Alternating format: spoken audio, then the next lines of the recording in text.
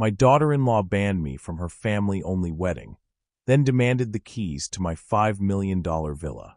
I never thought my own family could betray me like this. I built this life from nothing. Every brick, every beam of that villa was a testament to the sweat and tears I poured into my career. I spent decades working my way up. Also, I could give my son a better life than I had. I wanted him to have a soft landing, a place to call his own. But now it's all in jeopardy. When my son Leo first introduced me to Chloe, I had a bad feeling. She was sweet, almost too sweet. She'd compliment everything I wore, and she'd hang on my every word. I thought she was just trying to be a good future daughter-in-law, so I brushed my feelings aside. But as soon as Leo proposed, the masks came off. She became cold, distant. She stopped calling, and every time I tried to plan a family dinner, she'd make an excuse. Then came the wedding invitations. My name was nowhere on the list. I found out through an Instagram post where she declared the wedding would be family only. I was heartbroken. I confronted Leo, but he just shrugged and said, "Mom, you know how Chloe is. She wants a small, intimate ceremony." I swallowed my pride and accepted the rejection. But then, a few days later, Chloe called me. "I need the keys to your villa," she said, without even a hello. "It's the perfect size for the wedding after-party, and my parents can stay there afterward." My blood ran cold. The audacity. She was trying to steal my home while excluding me from the wedding. I was livid, but a strange calm settled over me. I looked out the window at my beautiful garden, the one I spent years tending to, and a smirk crept across my face. She thought she could take everything I worked for, but she had no idea what I was capable of. A game was afoot, and I was about to play to win. What would you do if someone tried to steal your home while excluding you from the wedding? My name is Eleanor. For 30 years, I was a high-powered attorney, a master of mergers and acquisitions. My life was a series of relentless deadlines, tense negotiations, and sleepless nights. But every sacrifice was for one person, my son Leo. I wanted to give him the world, a life free from the struggles I faced. That's how I earned my villa. It wasn't handed to me. I built it deal by deal, victory by victory. The house isn't just a building. It's a testament to my life's work. The soaring glass walls of the living room frame a view of the city skyline that always reminds me of how far I've come. The sprawling, terraced gardens are where I finally found peace after decades of fighting corporate battles. Every polished marble floor and custom-built bookshelf represents a piece of my soul. It's more than a house. It's a symbol of my independence and success, a sanctuary I built for my family. And for a while, it was a home filled with love. Leo grew up within those walls. We spent countless evenings in the kitchen, him telling me about his day at school while I cooked dinner. We celebrated birthdays and holidays there, and it was a place where he could always feel safe and loved. After his father passed away, it became our sanctuary, a place where we healed and rebuilt our lives together. Leo is everything I ever hoped he would be. He's kind, thoughtful, and has a gentle spirit that's a perfect counterpoint to my more aggressive nature. He became a successful architect, building beautiful, functional spaces for others. I couldn't be more proud of the man he's become. Then, about 2 years ago, he introduced me to Chloe. She was a whirlwind of charm and energy. She had this way of making everyone feel like they were the most important person in the room. She'd flash her bright smile and shower me with compliments, calling me the most inspiring woman she'd ever met. It was intoxicating, and I wanted to believe she was as wonderful as she seemed. But looking back, there were tiny cracks in the facade. The first time she came over for dinner, she spent the entire time critiquing my home. She suggested I tear down a wall here, update the kitchen there. Small comments that felt less like suggestions and more like demands.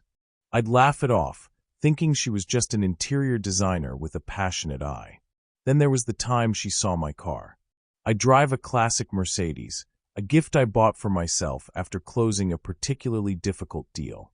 She looked at it, wrinkled her nose, and said, "Leo tells me you have a Porsche too. Why don't you drive that one instead? This one is so old."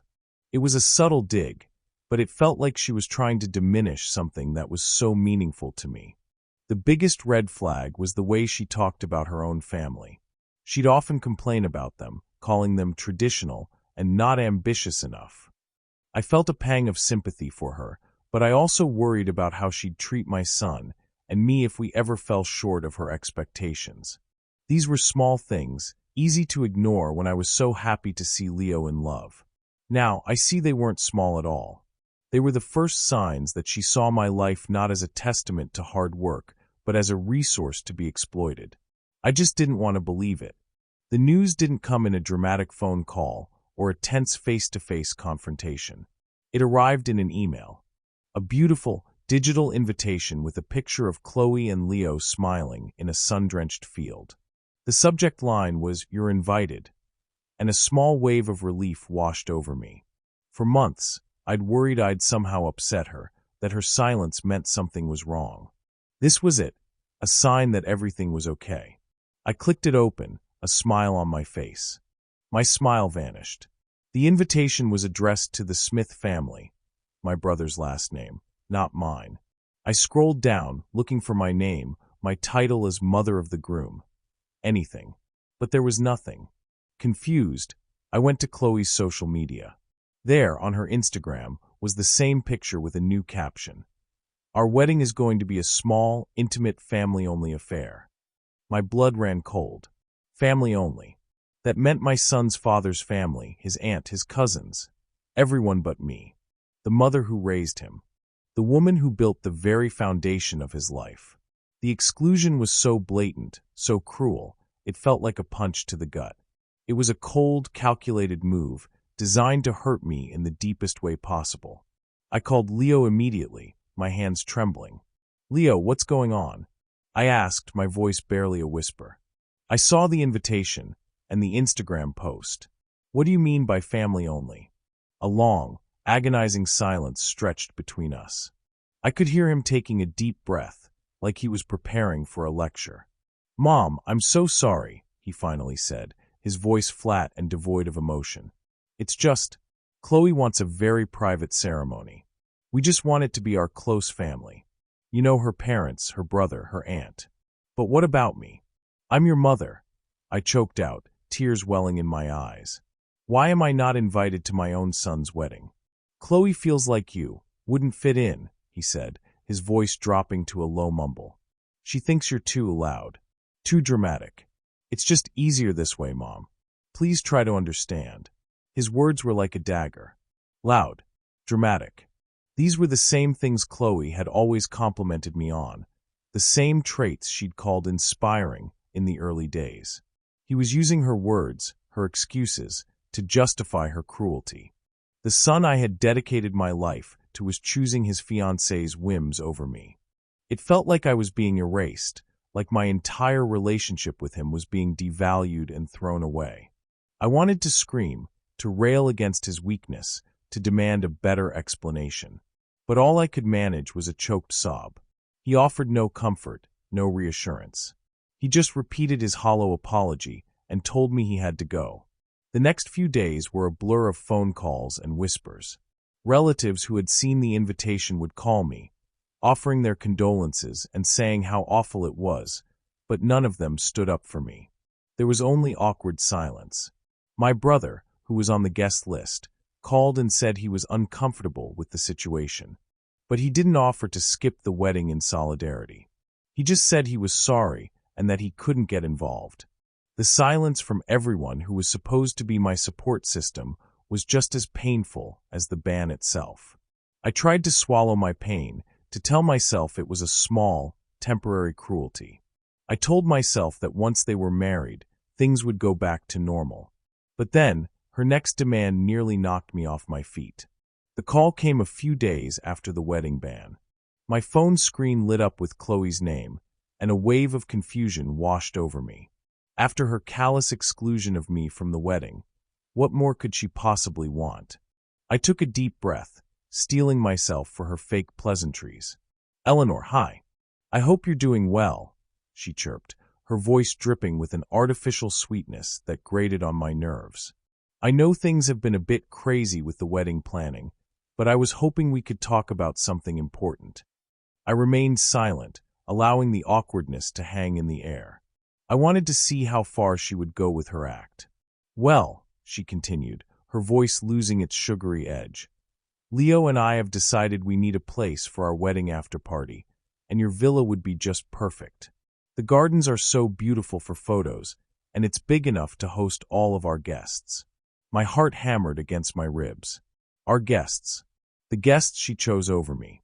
I felt a hot wave of anger rising in my chest, but I kept my voice level. "I'm sorry, Chloe. That's not possible."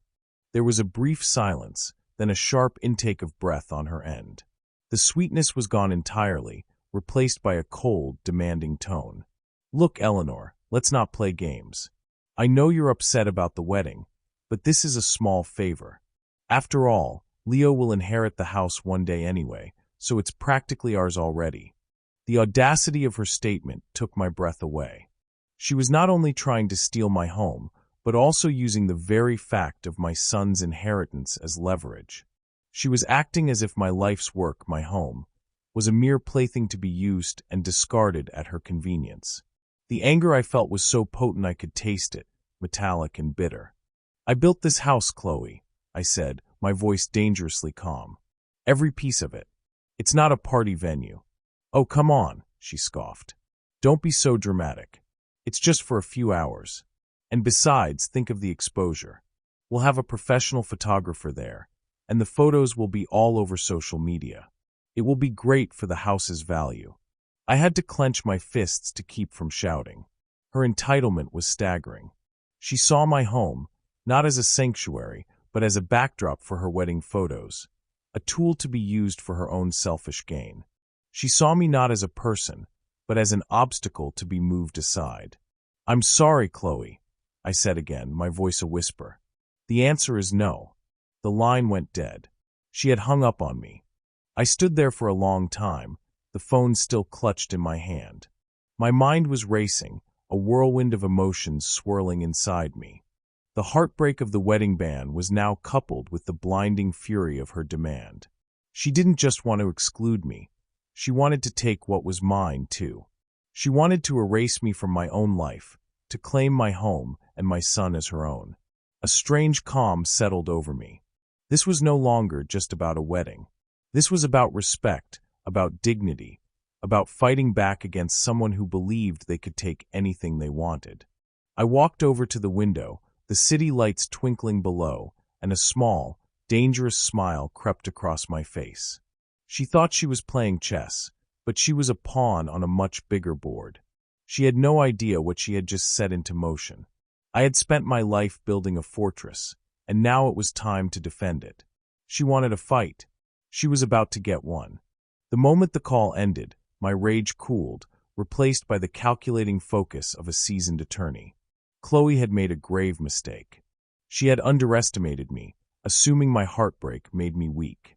She had no idea that beneath the surface, the merciless negotiator I once was stirring back to life. I wasn't going to just get angry. I was going to get even.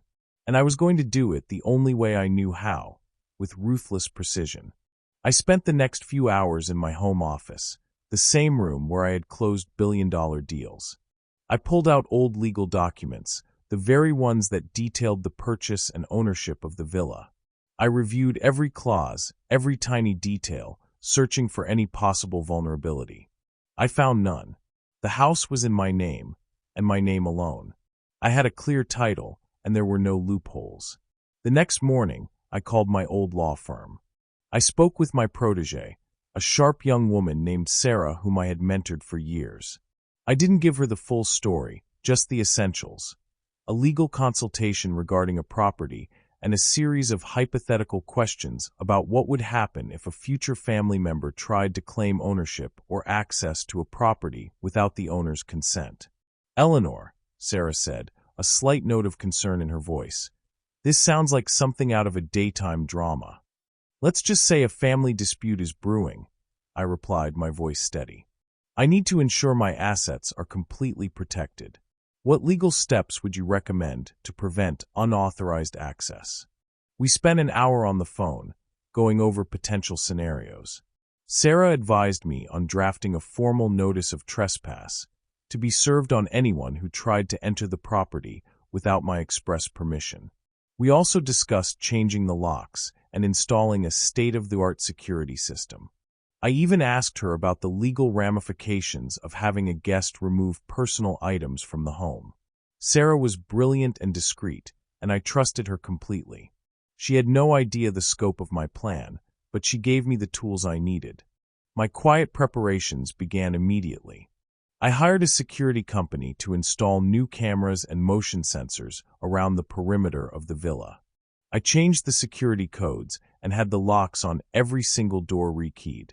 I even ordered a heavy-duty safe to store my most valuable personal effects and legal documents.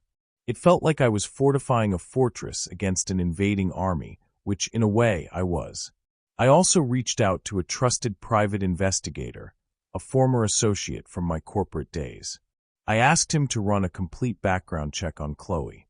I wanted to know everything about her past employment, her family's financial situation, any skeletons she might have in her closet. I had a feeling her story of a struggling, traditional family was a carefully constructed facade. The more I prepared, the more the pieces of my plan began to fall into place. It wasn't about vengeance for the sake of it. It was about protecting what was mine and teaching a harsh but necessary lesson about respect and entitlement. I wasn't just a mother-in-law to be pushed aside. I was an opponent to be reckoned with. I closed my laptop and looked out the window at the shimmering city lights. The wedding was just 2 weeks away, and I knew what Chloe was planning. She would show up with her new husband, her wedding party, and her photographer, expecting to waltz right into my home. She would see me not as a mother-in-law, but as a gatekeeper, an obstacle to be overcome. She thought she'd spend her wedding night in my villa, but I had other plans.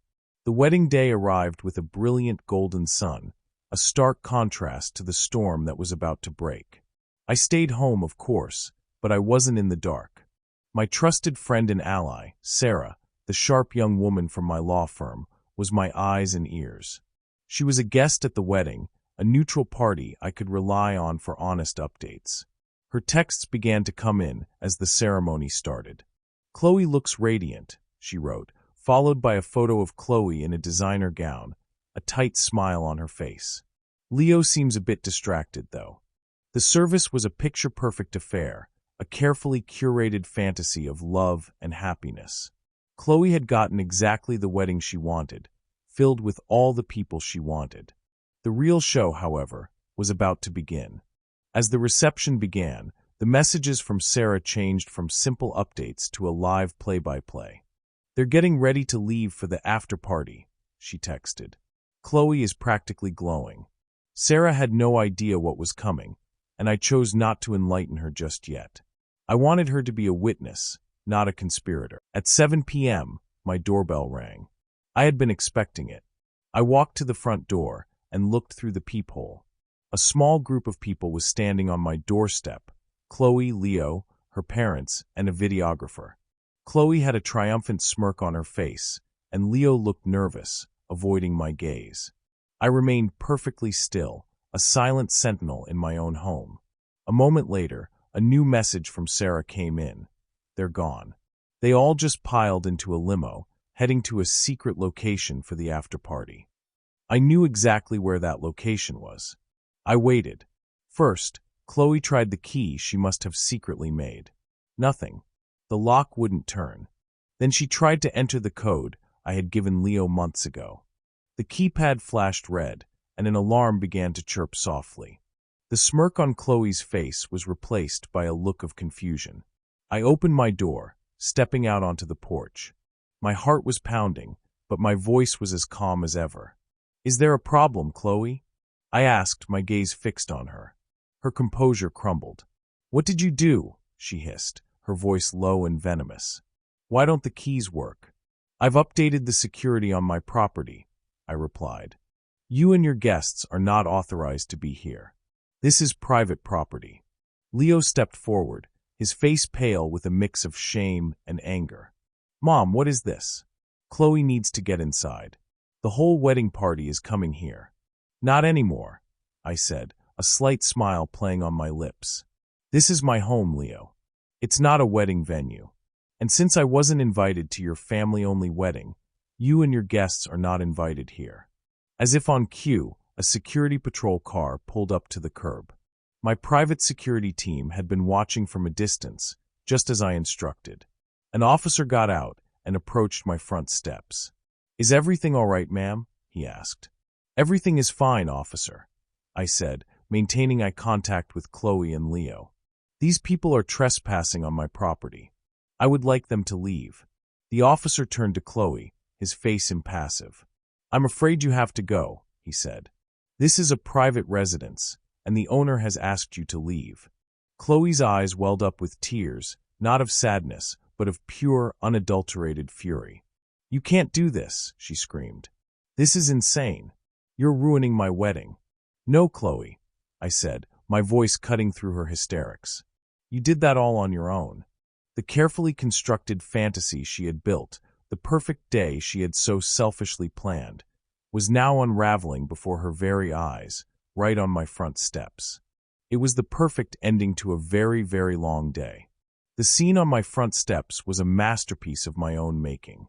The security guard stood with his arms crossed, a silent, impassive witness to Chloe's meltdown. My son Leo stood beside her, his face a mask of shame and disbelief. The photographer was still there, but instead of taking pictures of the happy couple, he was capturing a moment of pure, unadulterated humiliation. He'd probably use these shots for a wedding nightmare article. Chloe, her wedding dress now looking less like a symbol of love and more like a flimsy costume, let out a shriek of rage. "You did this on purpose. This is my wedding day, and you're ruining it," she screamed, her voice cracking. I looked at her, then at Leo. My heart ached for the son I thought I knew. "No, Chloe," I said calmly. "I simply protected my home. You wanted a family-only event. Well, this is a family-only property. You and your friends are not family, and you are not welcome here." As I spoke, a black car pulled up. A man in a crisp suit stepped out, carrying a briefcase. He was not a guest. He was my lawyer, and he was there to make sure my ultimate payback was served cold and with a legal stamp of approval. He handed Chloe a stack of papers. "Chloe Thompson," he announced, his voice carrying an air of authority.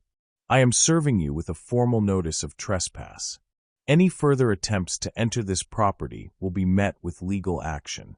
Chloe's jaw dropped. The whispers from the guests who were now gathering to watch the spectacle turned into outright gasps. They were all seeing the woman who they thought was a sweet and innocent bride-to-be for who she really was, a greedy, entitled person who got her comeuppance. Chloe began to cry, but they weren't tears of remorse. They were tears of fury and frustration. She stomped her foot and threw the papers to the ground. "Leo," she cried out, "tell her to stop. You're just going to let her do this to us." Leo, who had been silent up until that point, finally spoke. "Mom, this isn't right. You're humiliating us in front of everyone." "You humiliated me in front of everyone," I countered, my voice firm. "You excluded me from my own son's wedding, a moment I've dreamed of for decades. You and your fiancé tried to take my home. What did you expect?" Leo had no answer. He knew deep down that I was right. His silence was his confession. The wedding party guests began to disperse, murmuring to each other as they left. The perfect day had become a public spectacle, a cautionary tale about greed and entitlement. Chloe was left sobbing on my doorstep, her beautiful wedding a complete failure. As she wept, I looked at her, then at my son. The man I raised was a spectator in his own life, a puppet in Chloe's grand scheme. The ultimate payback wasn't just about the house, it was about exposing the truth. It was about showing Leo that the woman he was about to marry didn't love him. She loved what he had, the wealth, the status, the villa. It was a harsh lesson, but one he desperately needed to learn. I closed my front door, leaving the wreckage of their perfect day behind me. The silence in my home was a welcome change. The war was won, and the fortress was secure. It was a victory, but a bittersweet one. I had my home back, but I wasn't sure if I would ever get my son back. The days that followed were filled with a profound and heavy silence. The villa, once a place of lively memories, felt more like a fortress than a home. I had won the battle, but the war for my family's soul was far from over. I felt a mix of relief and sadness. Relief because I had defended my home and my dignity.